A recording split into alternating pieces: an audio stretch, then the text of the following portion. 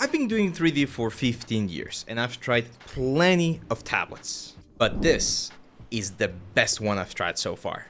Our friends at Huion were super kind and they sent me the Kamvas Pro 19 with the new Pentec 4. And on my birthday month, I'm feeling quite excited, to be honest. I've been playing with this tablet for a couple of days now and I want to show you what I think about it, so let's go.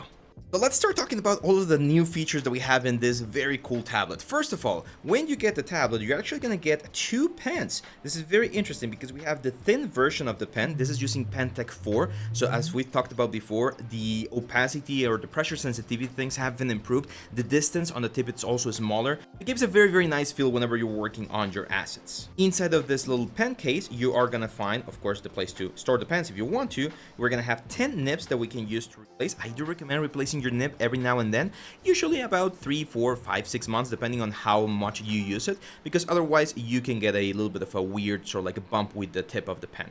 And then here on the bottom, this is very important, this is where you're going to be changing the nibs. So you're going to introduce the pen right there and use that little hole as a support to take the nib out and then just insert one of the other nibs over here. I've been working with the traditional pen, with this one, the heavy one, and keep in mind that these new pens do have one extra button here that you can program. When you click on that button, you're going to get specific actions that you can program on this sort of like radial menu. As in terms of feel, you guys know I've been using Huion for several years now and I have not had any issues whatsoever. There was one time where some drivers were malfunctioning, but they fixed that fairly quickly. Other than that, the feel and the material construction of all of the tablets that I've reviewed here on the channel have been very nice. So for instance, here I'm inside the ZBrush, and one of the things that I did notice, and I started noticing this from the last tablet that we reviewed, which was the Kamvas 16 Gen 3, is the fact that this new Pentec 4 really gives me a lot more control over the type of damages or the type of elements that I want to be adding. For instance, let's very quickly go here into 3D code, and if you take a look at this, you're gonna see that, for instance, if I sample a dark color, I can go very light with my brush, and I will be able to get something in there. The pen pressure is very sensitive. I can of course go a lot heavier and you're gonna see a little bit more of that dark value going into the metal, or I can go really intense with this whole thing. This is, I think, one of the big advantages of this new Pentec technology, which is the fact that we have way more control. So if you've ever felt like your hand was either too heavy or too soft, I do feel that with these new levels of sensitivity and this new technology, you're gonna feel way more comfortable. Now, a question that I know we're gonna get asked is, how do you feel about the size? Because I've actually tried several sizes. The first pen display I ever got was a 16 size screen, and then I got the Kamvas 13, I got the Kamvas 16 Gen 3, I got the Kamvas 22, and now this is the Kamvas Pro 19. So I've tried multiple sizes, and I find that the sweet spot of the size is between 16 and 22. 16 feels a little bit small sometimes depending on what you're working on, and 22 feels a little bit too big and you get a little bit more tired, again depending on what you're working on. For me, this one right now feels the exact spot that I want. But there is one little caveat, right? And that's the fact that this screen right here is not as portable as some of the smaller ones. And it's not as portable because of two important reasons. First of all, we actually need power supply with this one due to the amount of pixels that we're displaying right here. This is a 4K screen. I'm going to explain what that big difference is in just a second. But because this is a 4K screen, we will be needing a power supply connected to this tablet. So you cannot feed this with only a USB-C cable as you can, for instance, with the Kamvas 16 or with the Kamvas 13. Another thing that's important is that this does not come with a stand by default, but it does have the ability for you to buy a BESA display or a BESA support and literally screw it into the tablet itself. So it's not as portable, it's definitely also a little bit heavy, it's quite hefty. So this is one of those tablets that I'm not going to be moving. I'm going to have this one here in my studio. This is the one that I'm going to be using professionally. And then with my laptop, I normally bring my Kamvas 16, which is again a little bit smaller and only requires one cable for connection.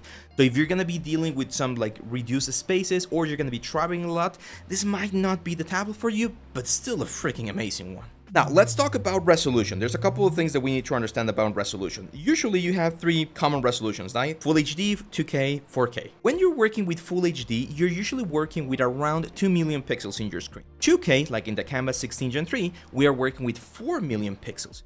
And with this one, with the Kamvas Pro 19, we're working with 8 million pixels. Keep in mind that resolution also has to do with this thing that we call the PPI, which is pixels per inch. So if you have a very big screen, like if I had, I don't know, like a 16 inches TV screen at 4K, It's still gonna look a little bit more blurry than this one right here, because this one has all of those 8 million pixels in a smaller area, right? So depending on how big or how small your element is, the PPI will change. I do think that with this one right here, 19 inches is more than enough to display an amazing and beautiful 4K right here. Now, another super important thing that I want to talk about is the color spaces or the color display, because this is a very common question that we get, and especially if you're going to be working with things that are going to go into another screen or they're going to go into print, you do want to make sure that you have the colors. And thankfully, this tablet right here has all of the necessary information. It covers 99% of the sRGB color space, meaning that it is displaying the colors as the very true to how they should look. You can change this, by the way. If you press your power button for a couple of seconds, you're going to get this thing right here, and with your pen, of course, we can go to this element right here, and you can see that we have native, sRGB, Adobe sRGB, DCI-P3, and a user-defined element. So if we go for sRGB, you're gonna see that we get something that looks a little bit more washed out. Adobe RGB looks quite nice. DCI-P3 gets us a little bit of a darker color, but I really like using the native or the Adobe sRGB, because as you can see, the colors are a little bit more saturated. But again, if you're working with things that need to be properly calibrated, this tablet does allow you to go here and change all of these different elements. On the brightness, I do have my brightness set all the way to the highest point. Why? Because I have a lot of very bright lights here on the studio, but if you're working with less light, you can of course like modify the brightness, the contrast, and I believe also the saturation. All of these tablets come with a nice little sheet like the one that you're seeing right here on the screen. This tells you all of the information that you need for your color space. And remember, with color spaces, you're going to be setting that up per software. So for instance, here inside of Marmoset, if we go here to rendering, I can go to my camera and I can change from ACES to linear to Reinhardt or Hagel or AGX, and all of them are going to give me a slightly different result. If you're trying this on your computer and you don't see that much of a difference, that might mean that your monitor is not that good with color spaces. You should be able to see all of this like interesting changes on the colors and on the contrast of your elements. An important thing to notice is that this tablet, or at least the model that I was sent, does come with one of these little guys right here, which is a Huion Key Dial Mini. And this Huion Key Dial Mini has, if I'm not mistaken, like 18 different keys, plus this little thing right here. It connects via Bluetooth, and it's especially helpful if, again, you're reduced in space and you don't want to have your full keyboard. I normally work with this keyboard right here, which is a 65% keyboard, but if you have a bigger keyboard and it's becoming a little bit too difficult to manage, then this one is an excellent option. I already added some of the stickers. These are the ones that I use when I'm streaming to start the stream, close the stream, pause the stream, or return the recording. So yeah, this is again a nice little tool right here. It's doesn't have any LEDs or anything, but it's a nice little addition. One extra little thing about this one right here, I use it with my iPad quite a bit, so it kind of works like a keyboard. So when I'm working with ZBrush for iPad or with Procreate, I can also use this one right here, which is quite nice. Now, one thing to keep in mind about this one, you probably remember this door from a couple of weeks ago. One thing to keep in mind about this tablet is that since it's a 4K display, your graphics card will be working a little bit more heavily to display all of this 8 million pixels. So if you have a system that's very old, or the graphics card that you have cannot output at 4K, I would encourage you to do a little bit of research to make sure that you're going to be able to work comfortably. Of course, you can go to display settings, go to your tablet and change this from 4K to 2K or HD.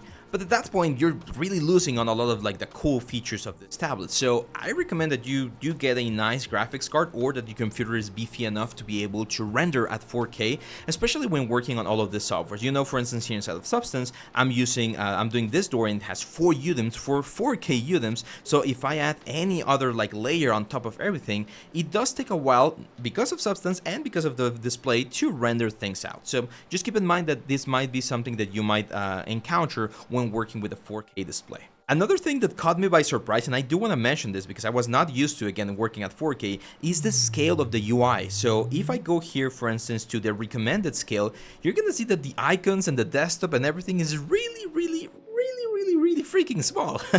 It becomes very difficult to see. I'm guessing if I had like a 40-inch TV or something like that, that would be perfectly fine.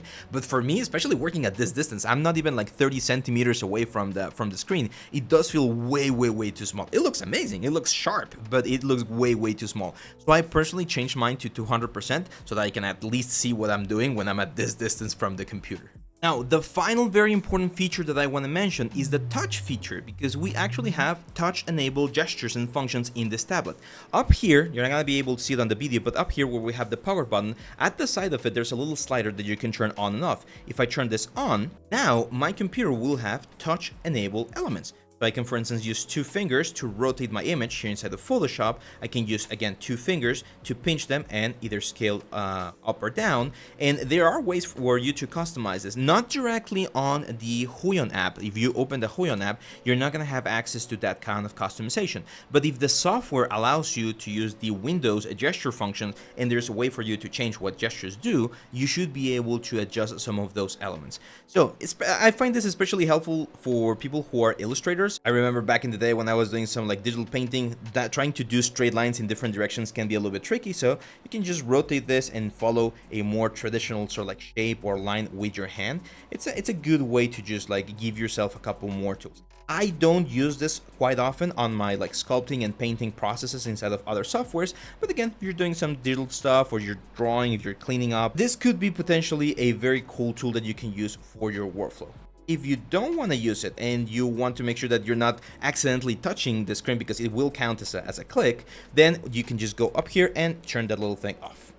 Now, I know we're not only artists, we're also gamers, so some of you might be wondering, well, could I replace my main display to game with this tablet right here? And the answer is yes. So right now, for instance, this is Expedition 33. I'm playing at 2K resolution in this particular case, and the reason is if I try to record and play at the same time, I'm not gonna be able to hit some like stable FPS. You can actually see right now my FPS are around 40.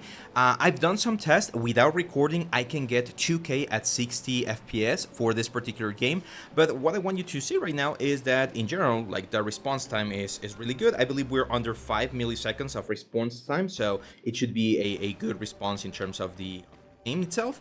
It looks beautiful, the colors look freaking amazing, and the only thing that you guys need to understand or keep in mind is that this monitor or this pen display is not a 120 like refresh rate. It has, or it stops at 60 hertz refresh rate, which is what we normally do again for sculpting and texturing. We don't really need more for any other thing, but if you really like to have high refresh rate, then I might recommend playing on a different gaming monitor. However, if you're going to be replacing your monitor with this pen display, it's an excellent option as well to play your favorite games.